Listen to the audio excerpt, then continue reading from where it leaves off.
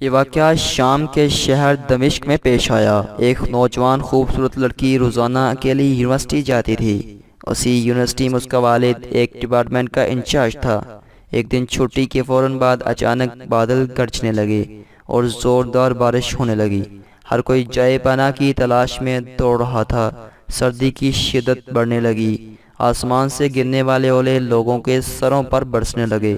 یہ لڑکی بھی یونیورسٹی سے نکلی تھی کہ بارش شروع ہو گئی اور جائے پناہ کی تلاش میں دوڑنے لگی۔ اس کا جسم سردی سے کانپ رہا تھا، لیکن یہ نہیں جانتی تھی کہ اسے جائے پناہ کہاں ملے گی۔ جب بارش تیز ہوئی تو اس نے ایک دروازہ بجایا۔ گھر میں موجود لڑکا باہر نکلا اور اسے اندر لے آیا اور بارش تھمنے تک اسے اپنے گھر میں رہنے کی اجازت دے دی۔ دونوں کو آپس میں تعارف ہوا تو معلوم ہوا کہ لڑکا بھی اسی یونیورسٹی میں پڑھتا ہے جہاں وہ خود زیر تعلیم ہے اور اس شہر میں اکیلا رہتا ہے۔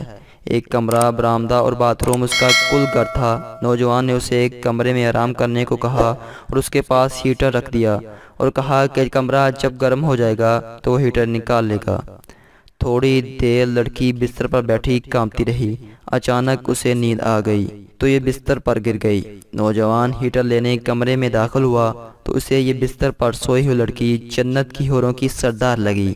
وہ ہیٹر لیتے ہی فوراً کمرے سے باہر نکل گیا، لیکن شیطان جو اسے گمراہ کرنے کے موقع کی تلاش میں تھا اسے وسوسے دینے لگا۔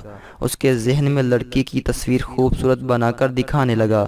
تھوڑی دیر میں لڑکی کی آنکھ کھل گئی۔ جب اس نے اپنے آپ کو بستر پر لیٹا ہوا پایا تو ہڑبڑا کر اٹھ گئی اور اسے گھبراہٹ کے عالم میں بے تحاشا باہر کی طرف دوڑنے لگی۔ اس نے برآمدے میں اس نوجوان کو بے ہوش پایا۔ وہ انتہائی گھبراہٹ کے عالم میں گھر کی طرف دوڑنے لگی۔ وہ پیچھے مڑ کر بھی نہ دیکھا اس نے، یہاں تک کہ اپنے گھر پہنچ کر باپ کی گود میں سر رکھ دیا، جو کہ پوری رات اسے شہر کے ہر کونے میں تلاش کرتا رہا تھا۔ اس نے باپ کو تمام واقعات منو ان سنا دیے اور اسے قسم کھا کر کہا کہ میں نہیں جانتی جس عرصہ میری آنکھ لگی کیا ہوا میرے ساتھ، کیا کیا گیا، کچھ نہیں پتا مجھے۔ اس کا باپ انتہائی غصے کے عالم میں اٹھا اور یونیورسٹی پہنچ گیا اور اس دن غیر حاضر طلباء کے بارے میں پوچھا تو پتا چلا کہ ایک لڑکا شہر سے باہر گیا ہے اور ایک بیمار ہسپتال میں داخل ہے۔ باپ ہسپتال پہنچ گیا تاکہ اس نوجوان کو تلاش کر سکے اور اس سے اپنی بیٹی کا انتقام لے سکے۔ ہسپتال میں اس کی تلاش کے بعد جب اس کے کمرے میں پہنچا تو اسے اس حالت میں پایا کہ اس کی دونوں ہاتھوں کی انگلیاں پٹیوں سے بندھی ہوئی تھی۔ اس نے ڈاکٹر سے اس مریض کے بارے میں پوچھا تو اسے ڈاکٹر نے بتایا جب یہ ہمارے پاس لایا گیا تو اس کے دونوں ہاتھ جلے ہوئے تھے۔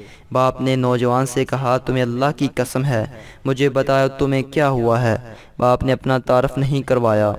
وہ بولا ایک لڑکی کل رات بارش سے بچتی ہوئی میرے کمرے میں پناہ لینے کے لیے آئی۔ میں نے اسے اپنے کمرے میں پناہ تو دے دی، لیکن شیطان مجھے اس کے بارے میں پھسلانے لگا تو میں اس کے کمرے میں ہیٹر لینے کے بہانے داخل ہوا۔ وہ سوئی ہوئی لڑکی مجھے جنت کی حور لگی۔ میں فوراً باہر نکل آیا، لیکن شیطان مجھے مسلسل اس کے بارے میں پھسلاتا رہا اور غلط خیالات میرے ذہن میں آتے رہے۔ تو جب بھی شیطان مجھے برائی پر اکساتا میں اپنی انگلی آگ میں جلاتا تاکہ جہنم کی آگ اور اس کے عذاب کو یاد کروں اور اپنے نفس کو برائی سے باز رکھ سکوں، یہاں تک کہ میری ساری انگلیاں جل گئیں اور میں بے ہوش ہو گیا۔ مجھے نہیں پتا میں ہسپتال کیسے پہنچا۔ یہ باتیں سن کر باپ بہت حیران ہوا۔